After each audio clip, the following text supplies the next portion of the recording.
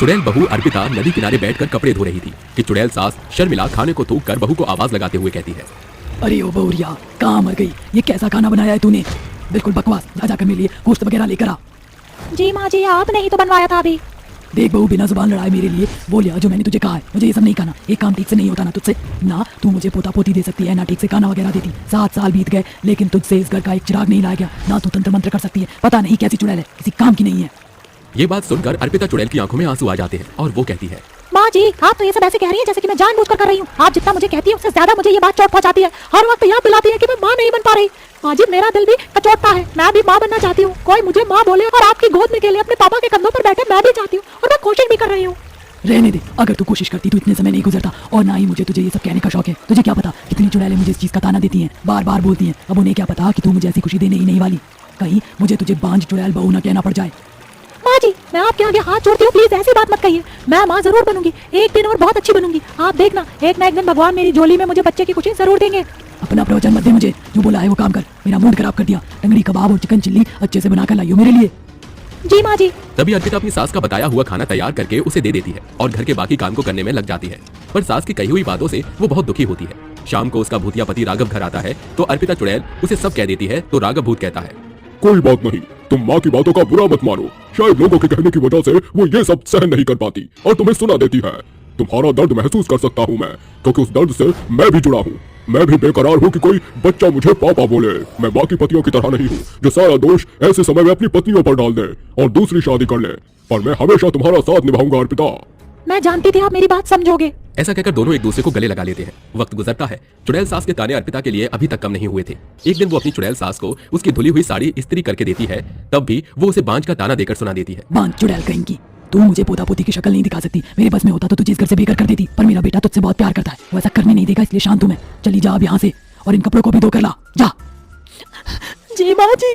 चुड़ैल बहू वो कपड़े लेकर रोते हुए नदी किनारे चली जाती है। सिर्फ 2 कदम की दूरी पर ही उसका घर था, जहाँ इंसानों का आना बेहद मुश्किल था। चुड़ैल खुद को कोसते हुए कपड़े धो रही थी कि उस नदी में एक नाव आती है जिसमें 5 छोटी छोटी 5 साल से कम उम्र की बच्चियां थी और एक 3 महीने की कपड़े में लिपटी हुई थी जो कि रो रही थी। उसकी आवाज सुनकर अर्पिता कपड़े धोना छोड़ देती है और उसके आसपास देखने लगती है। अरे ये आवाज कहाँ से आ रही है? कोई बच्चा रो रहा है, मुझे देखना होगा। अर्पिता चुड़ैल थोड़ी और आगे जाती है जहाँ उसे वो बहती हुई नाव दिखाई देती है जहाँ 5 बच्चियां रो रही थी।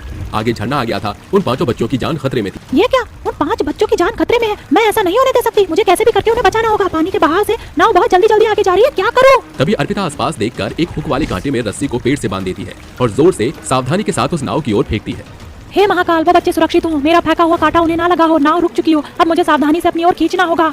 तभी धीरे धीरे अर्पिता उस नाव को अपनी ओर खींचकर 5 बच्चियों को उस नाव से बाहर निकालती है जहाँ 5 बच्चियां रो रही थी और एक बच्ची 3 महीने की अर्पिता के गोद में थी।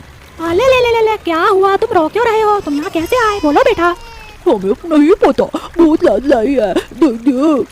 5 बच्चियां एक साथ रो रही है। अरे अरे अरे, मैं कैसे संभालूं? राघव जी जल्दी आइए। तभी राघव आकर उससे पूछता है पर अर्पिता 5 लड़कियों को अंदर ले जाकर उसे सब कुछ बता देती है। तभी भूतिया राघव कहता है, अर्पिता, ये बच्चियां तो इंसानों की है, हम भला इन्हें कैसे पाल सकते हैं? मेरी माँ तो मानेगी ही नहीं क्योंकि ये हमारी भी नहीं है। तुम क्या करोगी इनका? राघव जी, मुझे लगता है किसी ने 5 बच्चियों को मरने के लिए नदी में जानबूझकर ऐसे छोड़ दिया। मतलब इनका कोई नहीं है और ये मुझे मिली। इसका मतलब भगवान ने मेरी सूनी गोद भर दी। अब इन 5 बच्चियों की परवरिश मैं आपके साथ करना चाहती हूँ। आप करने देंगे ना? मैं तुम्हारे फैसले से खुश हूँ, पर माँ नहीं मानेगी। मैंने तुम दोनों की सारी बात सुन ली। एक बात बता बहू, जब तेरे पास शक्तियाँ थी तो तूने इन बच्चों को ऐसे क्यों बचाया? माँ जी, परिस्थिति में मेरी ममता ने मुझसे जो कहा मैंने वो किया। उस समय मुझे अपनी शक्तियों का ध्यान नहीं था। सिर्फ एक माँ अपने बच्चों को बचाना चाहती थी, जो मैंने किया। ओहो, इन 5 बच्चियों को देखकर तेरी ममता उमड़ पड़ी। पता नहीं किस इंसान की बच्चियां हैं। मैं तो इन्हें नहीं अपनाऊंगी और पोता भी नहीं है, सिर्फ लड़कियां हैं मेरे पास, तो इसे लेकर भी मत आना। ये कहकर शर्मिला चुड़ैल गुस्से से चली जाती है और 5 बच्चियां फिर से रोने लगती हैं। टिकड़ी तानी है। राघव जी, बच्चे भूख के मारे बहुत रो रहे हैं। आप इन दोनों को खिचड़ी खिला दीजिए। ये 5 साल की है, खा सकती है। मैं इन तीनों को दूध पिला देती हूँ। ठीक है।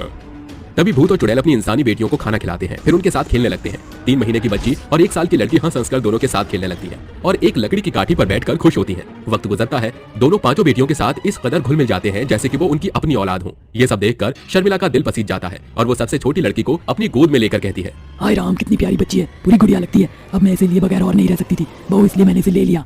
मैं जानती थी माँ जी, एक दिन आप इन बच्चियों को अपनी पोती के रूप में अपना ही लेंगी।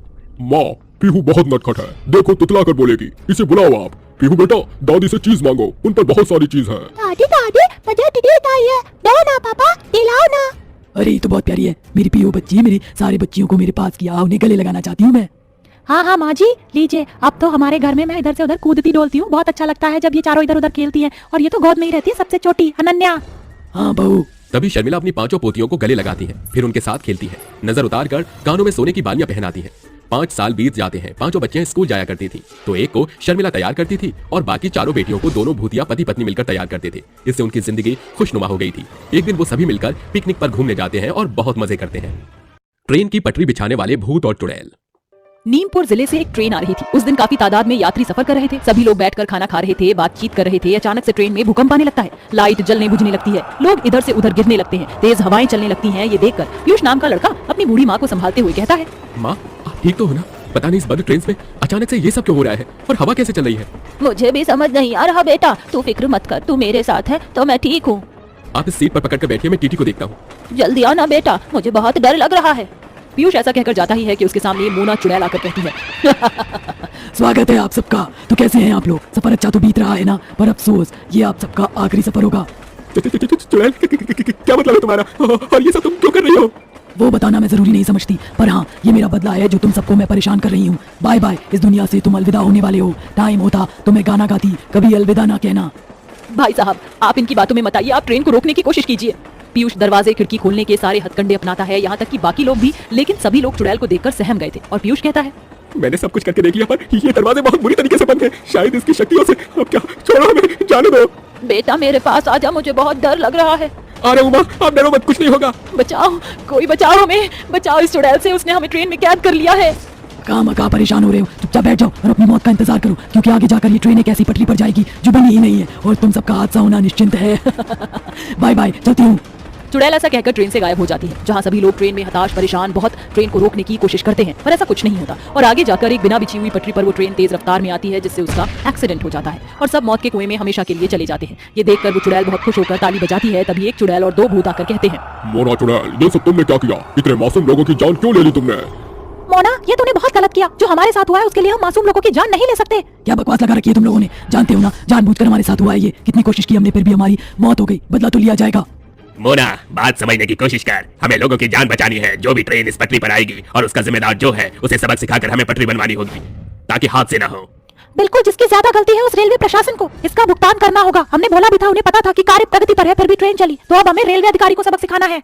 सुहानी तूने बिल्कुल ठीक कहा, तूने मेरी आंखें खोल दी। मुझे माफ कर दो, मेरी वजह से इतने सारे लोगों की जान चली गई, लेकिन अब मैं ऐसा नहीं होने दूंगी। चलो उस रेलवे अधिकारी के पास चलते हैं। चारों भूत और चुड़ैल बिना शक्तियों के थे, इसलिए झट से पहुंचना थोड़ा मुश्किल था। पर मोना चुड़ैल के लिए नहीं, क्योंकि उसने कुछ तंत्र विधियां की थी। इतने में उसी टूटी हुई पटरी पर एक और ट्रेन तेज गति से आती है, जिसे देखकर चारों भूत और चुड़ैल घबरा जाते हैं। ये क्या, फिर से एक और ट्रेन मौत का शिकार होने वाली है? राका, महेश, मोना, हमें रोकना होगा इस ट्रेन को किसी भी तरह। पर ये हमारे बस में नहीं है। चलो लाल झंडी दिखाकर रोकने की कोशिश करते हैं। जल्दी चलो, ट्रेन आ रही है। तभी चारों भूत और चुड़ैल उन्हें लाल झंडी दिखाकर रोकने की कोशिश करते हैं, पर नाकाम होते हैं। तभी एक भूत और चुड़ैल उस ट्रेन के पहले डिब्बे को बाकी के डिब्बों से जुड़े कड़ी को अलग करने की कोशिश करते हैं।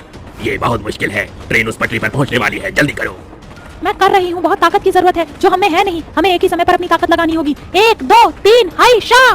तभी एक साथ ताकत लगाने पर वो ट्रेन के बाकी डिब्बे को अलग कर देते हैं और पहले वाले ट्रेन में बैठे इंसान को बाकी के 2 भूत और चुड़ैल बचाकर बाहर पेड़ के पास ले आते हैं, जिसके बाद उस आगे के ट्रेन का हिस्सा हादसा हो जाता है। अरे भाई ये क्या हुआ? ये सब कैसे हुआ? मेरी जान आपने क्यों बचाई? आगे बटन है क्या? आगे पटरी बिछी हुई नहीं है, दिखाई नहीं देता। ये किसी ने बताया नहीं कि ये रेल लाइन बिछी हुई नहीं है। आज मेरा पहला दिन है, मुझे किसी ने नहीं बताया। अब रेल के अधिकारियों को हम छोड़ेंगे नहीं, ऐसा ही उन्होंने हमारे साथ किया है। चलो। चारों भूत और चुड़ैल रेलवे अधिकारियों को ढूंढते हुए पहुंचकर उनके हाथ बांधकर घसीटते हुए ले आते हैं और कहते हैं, तुम लोगों की लापरवाही की वजह से जानते भी हो कितनी जानें चली गई और कितने हादसे हुए। आखिर इस रेल लाइन पर अभी तक पटरी क्यों नहीं बिछाई? क्यों काम नहीं करवाया? जो लोग काम कर रहे थे उनकी तो तुमने जान ले ली। अब कुछ बोलोगे या तुम्हें मार दिया जाए? बताओ क्यों नहीं होने दिया? वो पैसे बचाने के चक्कर में हमने ध्यान नहीं दिया। कौन हो तुम कर रहे हो ये सब? हमारी आज जो भी हालत है उसके जिम्मेदार तुम हो। भूल गए वो दिन जब नई नई ये रेल लाइन तुमने बनवाई थी और कुछ कमी के कारण इसमें बीच में पटरियां बिछनी रह गई थी? अरे महेश, राका, सुहानी, यहाँ तो रेल की पटरी बिछी नहीं है। अगर ट्रेन आई तो सब मारे जाएंगे। हमें किसी तरीके से बचाना होगा और इस ट्रेन लाइन को पूरा करना होगा। हाँ तुमने बिल्कुल ठीक कहा, मैं पटरी बिछाती हूँ। शायद हमारे कुछ साथियों ने यहाँ ध्यान नहीं दिया और इन्होंने रेल लाइन बिना जांचे चालू कर दी। मैं रेलवे अधिकारी जी को फोन करता हूँ ताकि कोई ट्रेन ना आए। हाँ जल्दी करो। वो सब लोग मिलकर ट्रेन लाइन बिछाना शुरू करते हैं। इतने में तेज रफ्तार से एक ट्रेन आती है, जिन्हें वह रोकने के लिए लाल झंडी दिखाते हैं, पर ट्रेन नहीं रुकती और उन लोगों पर चढ़ जाती है, जिसमें से उन लोगों की मौत हो जाती है और उनकी मौत के साथ ट्रेन का भी एक बड़ा हादसा हो जाता है। पर वह अधिकारी इस रेल लाइन के लिए कुछ नहीं करते। उसी हादसे में हम तुम्हारे कारण मर गए और अब इतने लोगों की जान गई है। मन तो आ रहा है इन्हें मौका ना देकर मार देना चाहिए। मार देंगे हम अगर इन्होंने ट्रेन की पटरियां दोबारा नहीं बिछवाई तो। बोलो काम पूरा कराओगे या हम तुम्हारी जान ले लें? तभी दोनों गिड़गिड़ाते हुए कहते हैं, हम वादा करते हैं हम ये काम जरूर पूरा कर देंगे, हमें छोड़ दो। हाँ, हमारे बाल बच्चे हैं, हमें छोड़ दो, हम जल्द से जल्द ठीक करवा देंगे ताकि अब कोई हादसा ना हो। याद रहे हमारी नजर तुम पर है। अगर 2 दिन के अंदर तुमने ये रेल की पटरी ठीक नहीं कराई तो अंजाम बहुत बुरा होगा। छोड़ दो इन्हें। पक्का पक्का हम करवा देंगे। तभी बाकी की दोनों चुड़ैलें उन्हें छोड़ देती हैं, जिसके बाद वह दोनों अधिकारी मजदूरों से कहकर उस रेल लाइन की पटरी को पूरा करवाते हैं, जिसमें वह भूत और चुड़ैल भी मदद करते हैं और रेल लाइन चलने लगती है, जिसे देखकर भूत और चुड़ैल कहते हैं, ये हुई ना बात, आखिर बिना शक्तियों के भी हमने कर दिखाया, तुम तीनों ने बहुत साथ दिया। अरे तो अब हम सब अकेले थोड़ी हैं, हम सब साथ हैं और ऐसी कोई भी परेशानी आएगी तो हम लोगों की जान तो बचानी ही होगी। हाँ बिल्कुल, चलो अब हमें यहाँ से जाना होगा, हमारी दुनिया दूसरी ओर है। चलो। इस तरह चारों भूत और चुड़ैल एक साथ आंखें बंद कर अपनी दुनिया में पहुंच जाते हैं, जहां उनकी मुक्ति हो जाती है। राजवती अपने कमरे में बैठकर अंगूर खा रही थी, तभी उसे एक बच्चे के जोर से रोने की आवाज सुनाई देती है, तो वो कहती है, अरे ये बच्चे की रोने की आवाज कहाँ से आ रही है? राजवती अपने चारों ओर देखती है लेकिन उसे कोई बच्चा नहीं दिखता। जैसे वो अंगूर खाने लगती है तो उसके सारे अंगूर हवा में उड़ने लगते हैं। अरे ये हवा में कैसे उड़ रहे हैं, वो भी अपने आप? राजवती अंगूरों को पकड़ने के लिए लपकती है, तभी अंगूर और अंगूर की प्लेट जोर से उसके मुंह पर लगती है। अरे राम, मर गई मैं। कौन है ये? कौन कर रहा है? सामने आओ। इतनी जल्दी भी क्या है, अभी तो मैंने स्टार्ट किया है। कौन है? यहाँ सामने आओ। बहुत जल्द तेरी ये ख्वाहिश मैं पूरी करूंगी। ये सुनकर राजवती को बहुत डर लगता है। चुड़ैल उसे दिखाई नहीं देती, तभी चुड़ैल उसके कमरे में तूफान मचाने लगती है। कभी बेड हवा में होता तो कभी राजवती हवा में होती। इन चीजों से डरकर राजवती कमरे से भागकर सोफे के नीचे छुप जाती है। तभी उसका भतीजा श्रेय आता है और कहता है, चाची चाची देखिए मैं आपके लिए डोसा लाया हूँ। अरे चाची कहाँ हो? अरे बेटा मैं यहाँ हूँ। अरे नीचे देख, सोफे के नीचे हूँ। अरे आप यहाँ क्या कर रही हो? बाहर आइए ना। नहीं नहीं बेटा, मुझे बहुत डर लग रहा है, पता नहीं घर में आज हो क्या रहा है। अरे अब मैं आ गया हूँ ना, बाहर आइए और डोसा खाइए। कुछ ही देर बाद दोनों साथ बैठकर खाना खाते हैं। तभी श्रेय कहता है, अच्छा चाची आप डर क्यों रही थी, क्या हुआ था? अरे तू वो सब छोड़ ना बेटा, तेरे जाने के बाद मैं घर में बहुत अकेली रहती हूँ, मेरा मन नहीं लगता और डर भी लगता है, इसीलिए मैं चाहती हूँ तू शादी कर ले। चाची आप ये क्या कह रही हो, मैं दूसरी शादी नहीं कर सकता। अरे बेटा इसमें बुरा ही क्या है, आखिर तू ऐसे कब तक रहेगा? पूरी जिंदगी बिताने के लिए कोई तो जीवन साथी चाहिए ना। राजवती जैसे दोबारा से बोलती है तो उसके आसपास की चीजें टूटने लगती हैं और उसके सर पर एक बांस आकर लगता है। अरे कौन है? देख बेटा, इसीलिए मैं तुझसे कह रही हूँ तू शादी कर ले, मैं ऐसे अकेले नहीं रहूंगी। अरे ये कैसे हुआ? बेटा मुझसे वादा कर, तू शादी करेगा, करना बेटा, वचन दे मुझे, अपनी चाची के लिए इतना तो कर सकता है ना। राजवती के झूठे आंसुओं के सामने श्रेया उसे दूसरी शादी करने का वचन दे देता है। आखिर वो चुड़ैल और भूतिया बच्चा कौन था जो राजवती को परेशान कर रहे थे? क्या राजवती का उनसे कोई नाता था? जानने के लिए कहानी में आगे बढ़ते हैं। अगले हफ्ते ही श्रेया शादी के मंडप में बैठा होता है, तभी चुड़ैल दुल्हन को कहती है, तू मेरे श्रेय से शादी करेगी? नहीं, मैं ऐसा नहीं होने दूंगी, मरना होगा तुझे, क्योंकि श्रेय सिर्फ मेरा है। चुड़ैल दुल्हन को मारकर राजवती के पास जाती है और उसका गला पकड़कर कहती है, तुझे क्या लगा था तू मेरे श्रेय की दूसरी शादी कराकर अपने मकसद में कामयाब हो जाएगी? नहीं, मैं ऐसा होने नहीं दूंगी। माया तू वापस कैसे आ सकती है? इतने दिन से तू मुझे परेशान कर रही थी। हाँ मैं ही तुझे परेशान कर रही थी इतने दिन से। शुभम बेटा जल्दी से आजा और इस बुढ़िया को परेशान कर। हाँ माँ मैं आ गया, मैं इसे छोड़ूंगा नहीं। ये कहते ही उस चुड़ैल का भूतिया बच्चा राजवती के कंधे पर बैठकर उसके बाल नोचने लगता है। तभी राजवती चिल्लाती है, छोड़ो मुझे। माया ये तू क्या करवा रही है? हटा अपने बेटे को। शादी करवाना चाहती थी ना, अब देख कैसे बदला लेती हूँ मैं। और मेरा बेटा, इसे इतना तड़पाई हो जितना इसने तुझे तड़पाया था। आप देखना माँ मैं इसका क्या हाल करता हूँ। श्रेय बेटा, श्रेय मुझे बचाओ, देख मुझे ये चुड़ैल और भूतिया बच्चा कितना परेशान कर रहे हैं। राजवती की आवाज लगाने पर वो चुड़ैल उसका मुंह बंद कर देती है और भूतिया बच्चा उसके बालों को इतना खींचता है कि उसके बाल टूटकर हाथ में आ जाते हैं। फिर अपने दांतों से उसके हाथों पर निशान बना देता है। वहीं दूसरी ओर पंडित वधु का इंतजार करता है। जब कोई नहीं आता तो श्रेय और बाकी सब ऊपर आते हैं, जहाँ वो देखते हैं कि उसकी राजवती के कंधों पर एक भूतिया बच्चा साथ ही चुड़ैल कमरे में तोड़फोड़ कर रही है। चुड़ैल अपने डर से सबको भगा देती है। फिर चुड़ैल चाकू से उसकी गर्दन काटने वाली थी कि श्रेय कहता है, ये सब क्या हो रहा है यहाँ? चाची ये कौन है? बेटा बचा ले मुझे, ये दोनों मेरी जान के दुश्मन बने हुए हैं, मुझे मार डालेंगे। पर क्यों, कौन है ये? श्रेय आप मुझे भूल गए, मैं आपकी पत्नी और ये हमारा बेटा शुभम। क्या? पर ये कैसे हो सकता है? वो तो एक एक्सीडेंट में मर गए थे। नहीं पापा, हम मरे नहीं थे, हमें मार दिया गया था। इस बुढ़िया ने माँ और मुझे मार डाला। क्या ये सच है? कैसे हुआ ये सब और क्यों किया इन्होंने ऐसा? मैं बताती हूँ। श्रेय आपको याद है 1 साल पहले जब आप मुझे मिले, हमारी दोस्ती हुई और नाचने होने वाली के बाद भी आपने मुझसे प्यार किया और फिर शादी की और माँ को भी मनाया उनके ना करने पर। ना मुझे तुम पर रत्ती भर विश्वास नहीं है। मैं जानती हूँ तुम शादी करके छोड़ दोगे इसे। आप मेरा विश्वास कीजिए, मैं ऐसा कुछ नहीं करूंगा। माया की माँ उसे लाख मना करती है, पर फिर भी श्रेय उससे शादी करके अपने घर ले आता है, जहाँ राजवती दोनों को इस तरह देखकर कहती है, श्रेय बेटा ये क्या है? तुमने शादी कर ली, मैं तुम्हारी माँ नहीं हूँ, लेकिन मैंने तुम्हें पाला पोसा तो है ना, उस अधिकार से मुझे एक बार कह देते। सॉरी चाची, पर हालात ऐसे थे कि मैं शादी करके ही ले आया। अब क्या करूं? शादी कर ली इसने, अपने पसंद की लड़की से शादी कराती तो आज इसकी प्रॉपर्टी पर कब्जा कर ली थी।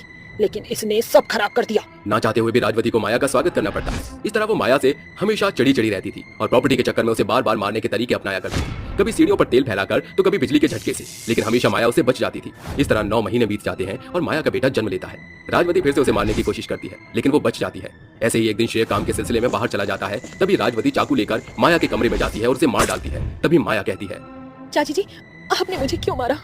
इसलिए मारा था कि श्रेय की शादी मैं अपनी पसंद की लड़की से करवाकर उसकी प्रॉपर्टी हथिया लूं। समझी अब? ये सुनने के बाद राजवती फिर से उसे मार डालती है, साथ ही उसके बच्चे को भी छत से नीचे फेंक देती है, जिसके बाद दोनों चुड़ैल और भूत बन जाते हैं। इसलिए श्रेय, मैं उस बुढ़िया से बदला लेने आई हूँ। मुझे मारा तो ठीक था, लेकिन मेरे बच्चे का इसमें क्या कसूर था? इसलिए अब मैं इसे छोड़ूंगी नहीं। इतना सब कुछ हो गया और मुझे कुछ पता ही नहीं था।